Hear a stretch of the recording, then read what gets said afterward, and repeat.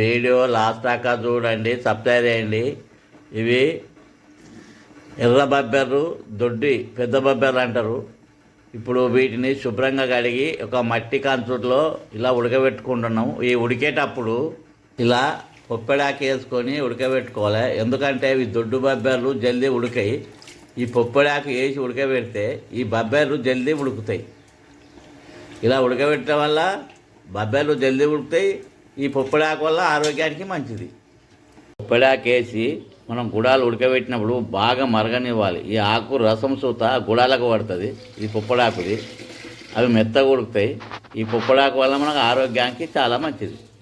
పొప్పడాకు వేసి ఉడకబెట్టుకున్నాం. ఇక ఉడికినాయి. ఈ ఆకు తీసేసుకోవాలి,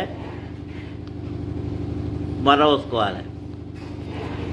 గుడాలు ఉడికినాయి. దీనికి కావాల్సిన అన్ని రెడీ పెట్టుకున్నాం. ఇప్పుడు మరవోసుకుందాం. స్టవ్ అంటూ పెట్టినాం. స్టవ్ పైన మట్టి కంచులు పెట్టుకున్నాం. అందులో 2 చెంచాలు నూనె పోసుకున్నాం.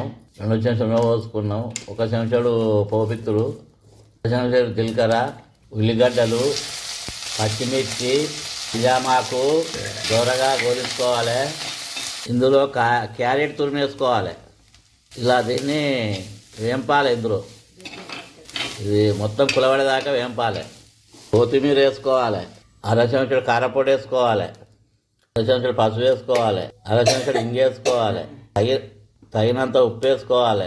మొత్తం దీన్ని ఇలా కలుపుకోవాలి. గుడాలు ఇందులో పోసుకోవాలి.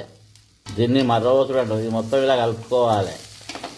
ఒక 5 నిమిషాలు స్టవ్ పై నుంచి దించుకోవాలి. గుడాలు రెడీ అయినాయి. గుమ్మగుమ్మలాడుతున్నాయి. వేడి వేడి బుక్కితే చాలా రుచిగా ఉంటాయి. ఇవి దొడ్డు బబ్బెర గుడాలు. ఇలా వేసుకొని బుక్కడం వల్ల ఆరోగ్యానికి చాలా మంచిది.